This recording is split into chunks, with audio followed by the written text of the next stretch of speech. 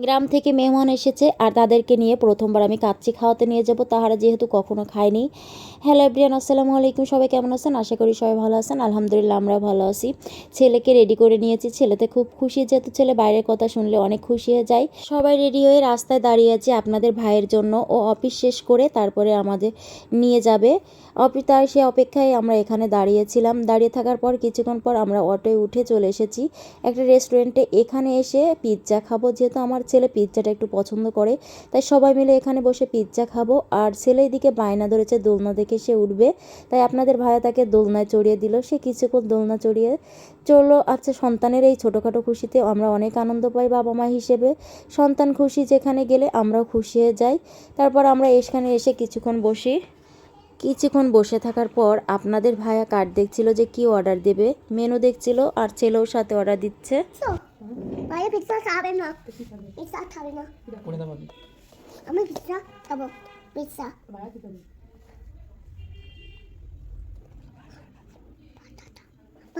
ভাত খাবে।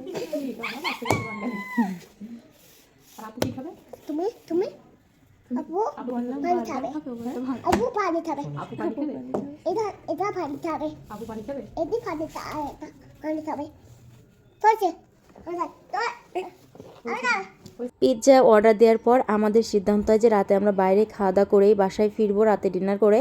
আর তাই আমরা পিৎজাটা পার্সেল করে নিই। আর সেখানে আমরা এখন যাব কাচ্চি খাইতে। যেহেতু গ্রাম থেকে আমার বাবার বাড়ি থেকে মেহমানরা এসেছে, তারা কখনো কাচ্চি খায়নি, তাই আমি ভাবেছি যে তাদেরকে প্রথমবার আমি কাচ্চি খাওয়াবো। তাই আপনাদের ভাইয়া কাচ্চিতে নিয়ে চলে এসেছে। একটা অটো করে এসে আমরা এখানে নেমে পড়েছি। আর এইদিকে হচ্ছে কাচ্চি ডাইন পাশাপাশি, আর একদিকে হচ্ছে কাচ্চি ভাই। আর আমরা যেয়ে দেখব আসলে আমাদের ভাগ্যে আছে কিনা কাচ্চি, কারণ আমাদের ভাগ্যটা সবসময় খারাপ থাকে। যখনই কাচ্চিতে আসে তখনই দেখি কাচ্চি থাকে না। ভাগ্যের চক্রে যদি পাওয়া যায় তাহলে। আর যেহেতু গ্রাম থেকে মেহমান এসেছে, আমি সবসময় চেষ্টা করি তাদেরকে নতুন কোনো জিনিস খাওয়াতে। আর ভিতরে যে ঢুকতে না ঢুকতেই বললো যে কাচ্চি নাই, কি আর করা, এখন আমরা চলে যাচ্ছি। কাচ্চি ভাইতে কাচ্চি না পেয়ে আমরা ফিরে এখন হেভেন্সে এসেছি। এখন যে দেখবো এখানে হেভেন্সে যাই আমরা খাবার পাই কিনা। যার রিজিক যেখানে থাকে তার সেখানে যেতেই হবে, এটাই বাস্তব। দেখি খাবার পাই কিনা।